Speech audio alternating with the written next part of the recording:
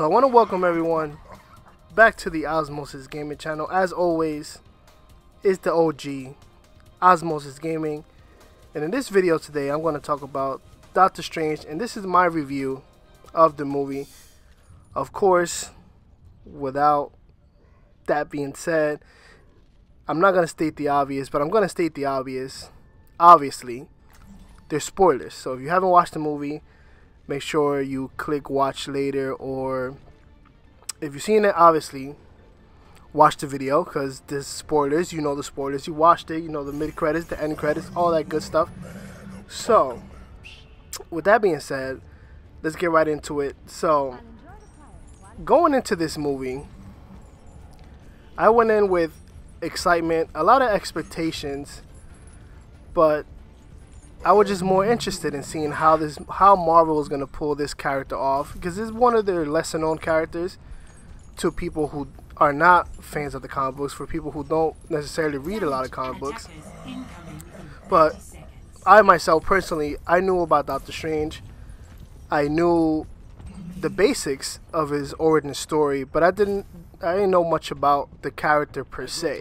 So I was very excited and interested in this movie just to see what I can learn about the character and what Marvel was bringing to the table with this movie, given that there'll be a time stone in it, there'll be the multiverse being introduced, all these dimensions, and obviously the Sorcerer Supreme himself being introduced, and the possibility of him being the face of the franchise come phase 4, I believe.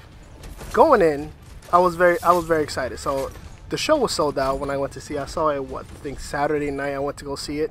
It was a sold out show, and if you haven't seen it and you plan on seeing it, I highly recommend you to watch this movie in 3D. Like, the visuals call for it to be watched in 3D.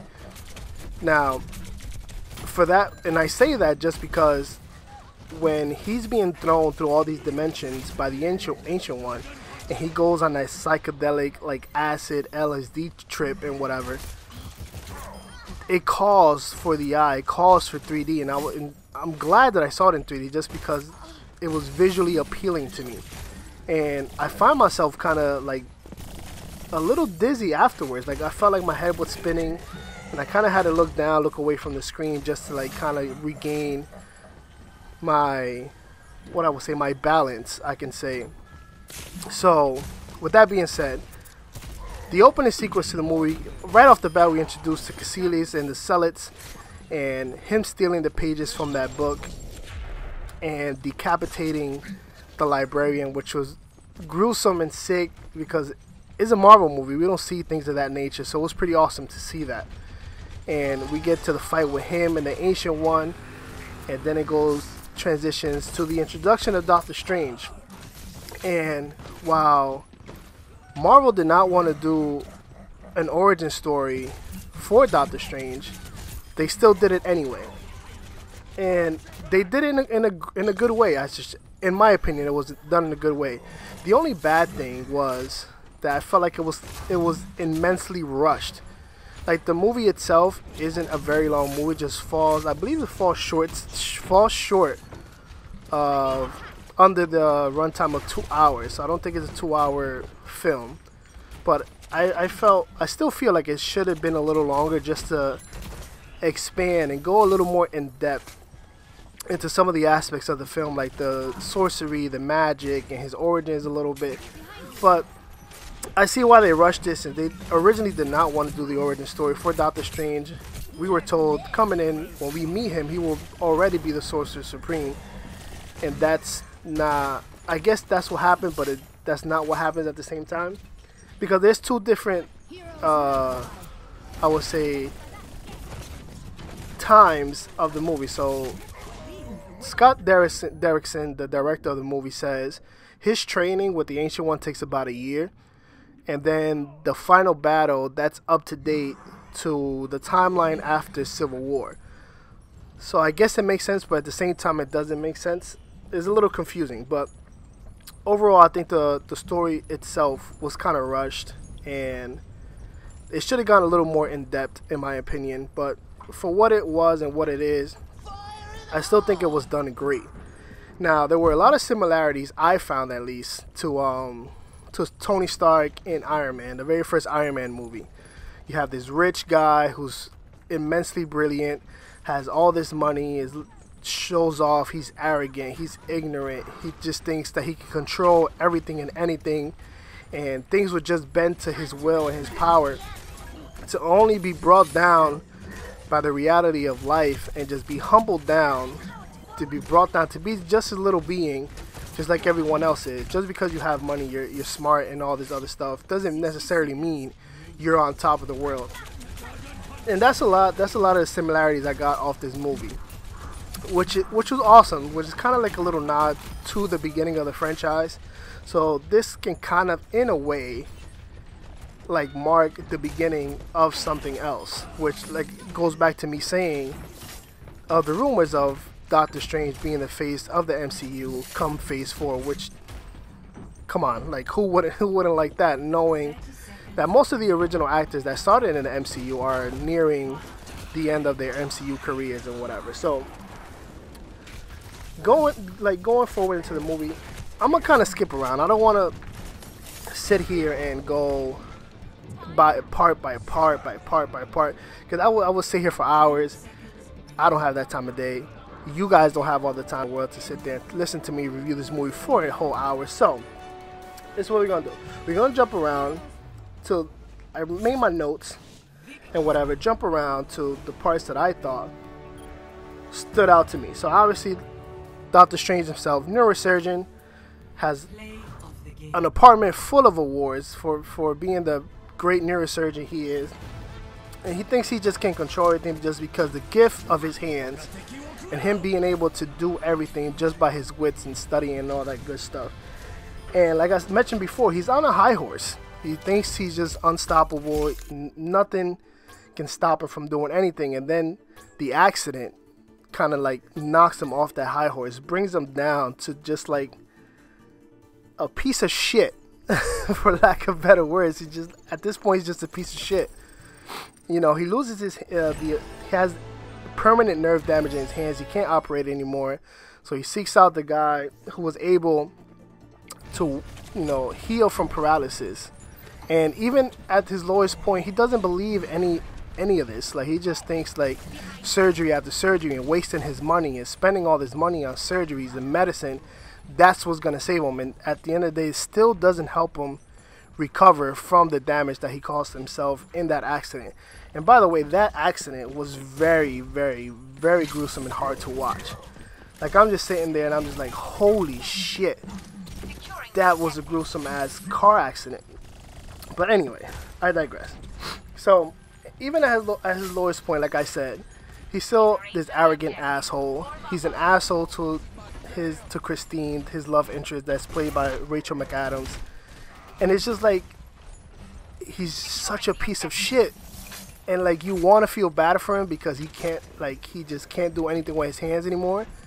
But you, at the same time, you don't feel bad for him because of the asshole he is in this movie. And they kind of wanted to play that with you, kind of play with your emotions. Like, do you want to feel bad for this guy because his hands were everything to him and now he can't do anything with his life anymore? And like, all these awards, all this money means nothing at this point because he can't, all the money in the world can't buy him the medicine and the operations to heal that permanent nerve damage that he has. So he tells us some fucked up shit like, you think my world will only revolve around you. And I was like, what the fuck? That's some cold-hearted shit. So she storms out, and he's just there by himself. He's frustrated, so he ends up seeking out, like I said, the guy who was the paraplegic, who ends up healing himself with the magic. So he ends up meeting the guy. He sends him to Nepal. That's where he meets the Ancient One. He meets Baron Mordo. The way he meets Baron Mordo is he gets jacked for his watch, and I kind of felt bad because he's like very, very sympathetic by saying, oh, this is all I have left. Now, he has no money. He literally spent his last dime traveling to Nepal just to meet with this person, with the Ancient One, in order to learn these teachings and be healed. So look at my notes here. So like I said, even at his lowest points, he's still arrogant and in disbelief. He becomes once he meets the Ancient One, he still doesn't believe a word that she's saying, because she's showing him acupunctures, like MRIs, and these teachings and witchery, and he's just basically calling it blasphemy. He doesn't. He's basically telling her, "You're showing me everything I already know, everything I've already tried. I didn't come here for you to show me. I didn't spend my last dime to come here for you to show me things that I already know. I just want to be healed and go on with my day. That's all I want to do." So she teaches him more than that. So she sends him on an acid trip. And I'm calling it an acid trip because that's what it looked like, an acid trip of when she puts her thumb on his forehead, it sends him through that trip through all the dimensions. Like I mentioned before, like watching that afterwards, like my head was literally spinning. Like I was very, very fucking dizzy. And I had to like look away to kind of regain my balance to watch this movie again. And then his actual production was pretty awesome. So after that, he asks her, I should say, teach me how to do all that stuff. Teach me that magic and how to heal myself. And she refuses, which is pretty awesome because he comes in not believing anything she's saying, calling it blasphemy, saying that her teachings aren't real, that it's drugs or whatever the fuck it is.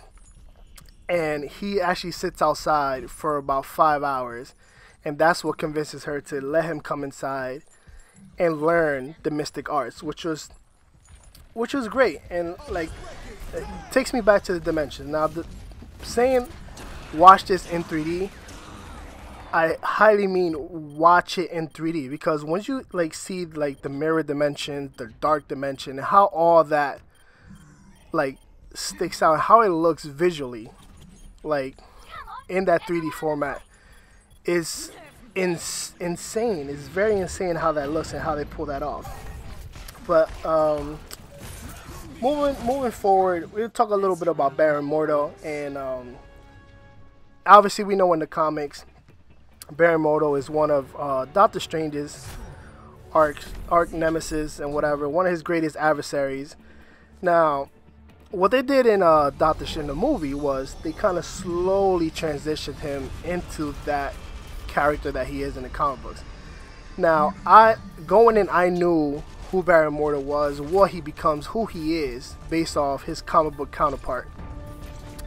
And the movie itself, the way they did it, they kind of foreshadowed it throughout the whole movie. You kind of get that vibe, but you don't get the confirmation until the end credits.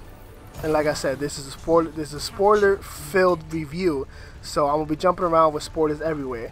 So the end credits, obviously, he goes back to I think his name is Jonathan or something like that, the paraplegic, and he steals the magic that he was using out of him and makes him paralyzed again. And so he asks him, why is he doing it? So he's like, I realized that the problem in the world is that there's too many sorcerers. So, and I knew that's what was gonna happen. Like even before the end credits, I knew that was gonna happen, because he turns his back on Doctor Strange and Wong because he made that pact with Dormammu, basically not necessarily using the dark dimension, but breaking the laws of nature and making a pact with Dormammu in order for Earth to be saved.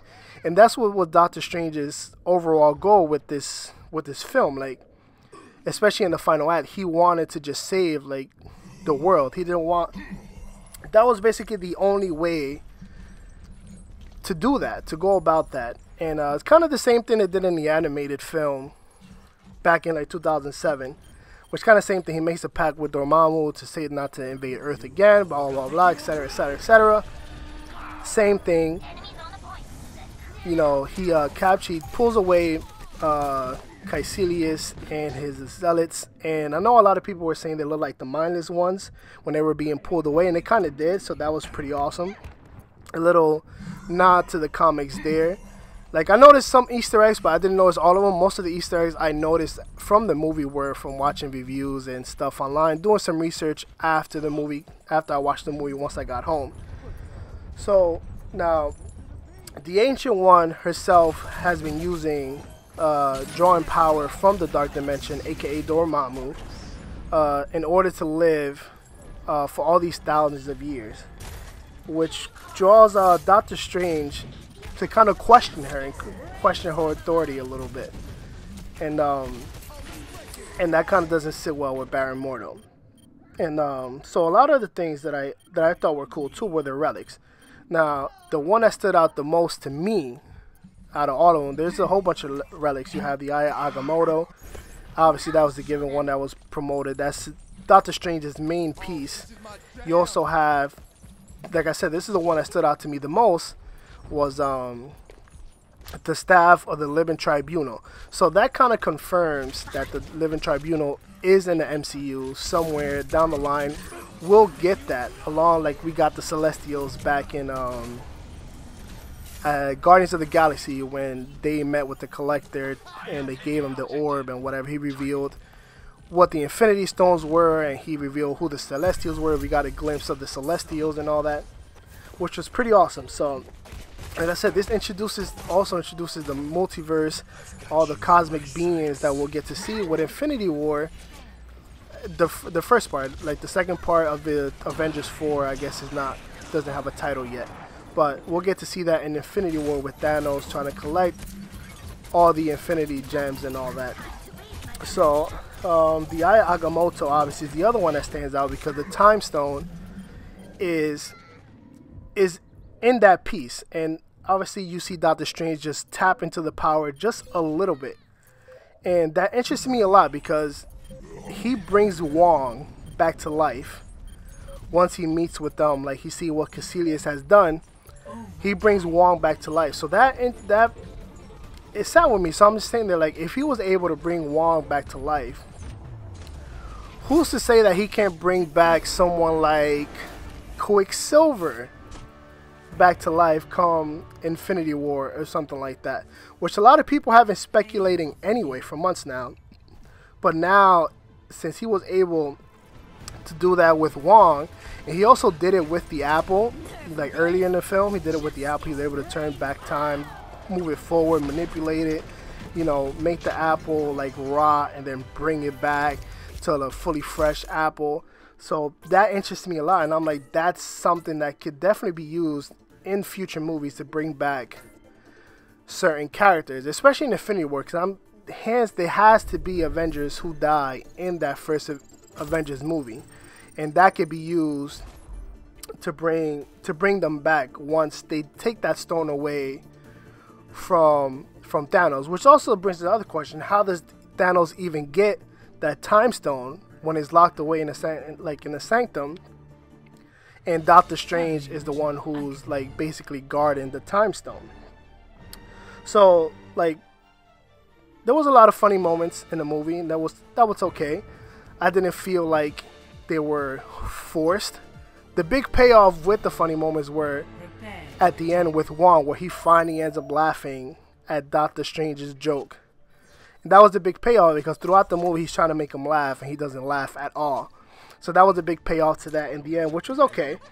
Now you get with Doctor Strange, once again, with Doctor Strange in the MCU now, we get introduced to the multiverse. So Marvel can do a whole lot of things with this multiverse now. Now you can get different versions of Spider-Man. You can get Spider-Man 2099. You can get Miles Morales. You can get the Ultimate Universe. You can get the Young Avengers. You can get, this is like a sea of things Marvel can do now. You can do the Illuminati. You can do all that stuff. My friend even mentioned to me when we were talking about it, you can even do Secret Wars. Like, it's insane what the multiverse being introduced in this movie says coming forward with the MCU. And that to me is just exciting, and it should get anyone who's a comic book fan excited. So that's pretty much my review. I know it's all over the place, it's not insanely good. I'm not going to go through all the Easter eggs and all the references. I might miss some things, like the Cloak of Levitation, choosing Doctor Strange. Why did it choose Doctor Strange? Who knows? We're not told in the movie why he chooses Doctor Strange. Once again, goes back to me saying why the movie should have been a little longer and it should have gone more in depth with things like that, like the relic. Like, we get a little backstory on Agamotto and the Eye of Agamotto and all that, which was cool. Cool little nods to the backstories and all that.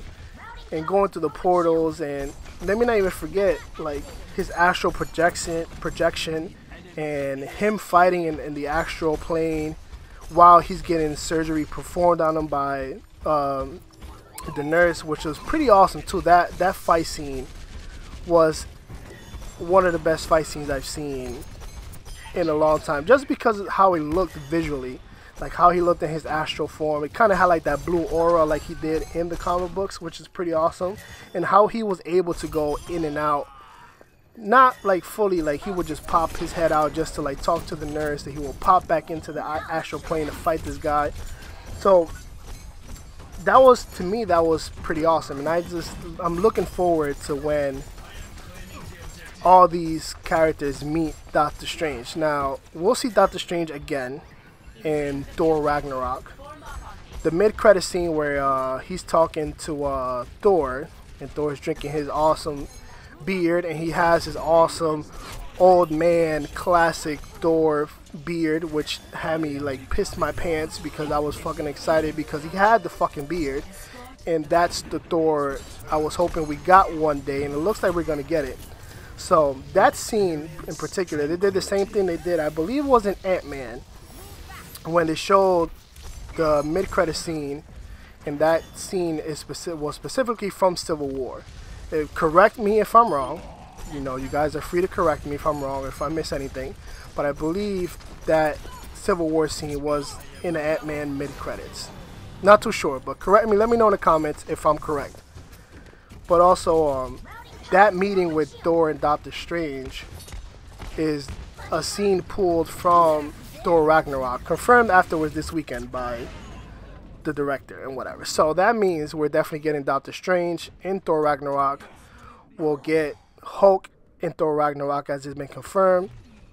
So that, like I said, that alone opens up a whole bunch of possibilities, because that could be Doctor Strange's connection to the Avengers just by Thor, knowing Thor alone. Since Thor came to New York to meet with him to find Odin, because Loki cast him out, and as we saw at the end of Thor: The Dark World, Loki is sitting on the throne impersonating Odin himself. So now, before I end the video, I want to talk a little about Dormammu, because I have mixed emotions about this, but I'm here to bargain, and I'm here to bargain again and again about my emotions about Dormammu, because going into the movie, I read some spoilers online. I don't really care much about spoilers because I'm gonna go see the movie anyway. It doesn't really ruin it for me. It just makes me more excited to go see the movie.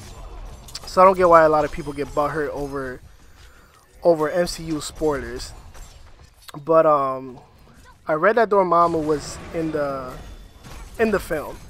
So once I read that, I was like, holy shit. So we're gonna fucking get a physical form of Dormammu. We're gonna get him his purple armor and outfit, and he's gonna have his burning face and whatever. So come the film, that's not what we get. And at first I was a little disappointed. I was like, damn, that kind of like kills it for me, because we've seen that done before. We've seen that done in Green Lantern. Not that that's relative to Marvel and the MCU, but we also seen that in Fantastic Four when they did that with Galactus. There's a big cloud, and the only nod we got from Galactus in that big cloud was the shadow of his helmet, which was just the biggest letdown, because it was just a cloud that was just eating worlds and whatever. So we just get a projection of Dormammu, and I think it would have like fit better if we actually got like a physical, at least a physical projection. Doesn't necessarily have to be Dormammu in the flesh, his armor and his flaming skull, but some type of physical form would have appealed to me personally better. Now, Dormammu being in the movie wasn't as bad as I'm probably making it seem, it was great to see, because like that's not the last time we'll see Dormammu. That was just a projection. the vibe I got from that projection that, yeah, he rules the dark dimension, but he himself is the dark dimension. Because the dark dimension is there, it was just his face being projected. So that's just my vibe, and that's what I got from that encounter with Strange and Dormammu. And like I was like reading like reviews and watching videos on YouTube about Easter eggs and stuff, and I saw someone mention something about Dormammu using green tentacles to like kill Doctor Strange in one of like those loops and whatever.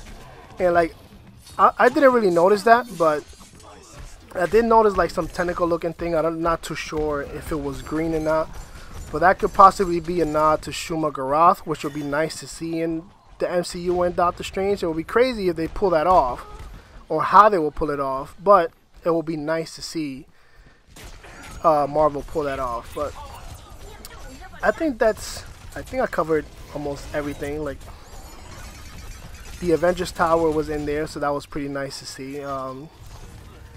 But yeah, overall, I'm gonna give this movie an 8 out of 10, because just that it was a great movie. It was very well done. It was very visually appealing. Like I said, the only gripe that I had was Dormammu, but like I said, I'm here to bargain with that. I'm not gonna take away from the movie just because of Dormammu. That would be kind of dumb. Like I said, I'm sure we'll see more of Dormammu. That's not the first and last time we'll see Dormammu. And but the only big gripe I had with the movie was the way they paced the story. Like, felt rushed a little bit. But that's pretty much it. So like I said, 8 out of 10. The funny moments weren't really forced. The payoff with Wong and the funny moments, the jokes was pretty awesome, was pretty rewarding. And Baron Mordo's transition into evil, can I like speak right? Evil Baron Mordo was pretty awesome too. So I can't really complain about that. Like, that's not the first time I think they should go into, they'll probably go more in depth with Baron Mordo come the sequel, if they ever do a sequel. But I think for starters, and for what it was, for it being delayed, for them having to wait until Cumberbatch was free. And that's another thing I forgot to mention. This is the first time I ever watched Cumberbatch in a film. And to me, he did a very, very good job in portraying Doctor Strange. Just like Robert Downey Jr. did with Tony Stark / Iron Man. It was the same thing, and like I said, this movie reminds me a lot of where we started in the MCU with Iron Man. It had a lot of Iron Man, Tony Stark vibes to it, and those two will get along just great whenever they meet in the MCU. So that's pretty awesome, and that's something I look forward to. But that's about it for my review. If you guys enjoyed the video, please give it a thumbs up. If you guys want to see me review more Marvel movies or DC movies or whatever it is, let me know in the comments. Make sure you like the video, make sure you subscribe to the channel, and as always, thank you guys so much for sharing your day with me, listening to my review, my unorganized review, my crazy review, whatever it is that you guys want to call it. But this is my Doctor Strange review. As always, thank you guys so much for watching. Thank you guys so much for sharing your day with me, because you don't have to, but if you did, thank you guys so much. As always, this is the OG Osmosis Gaming, and I'll see you guys on the next one. Play of the game. I've got you in my sights. Nerf this! Nerf this!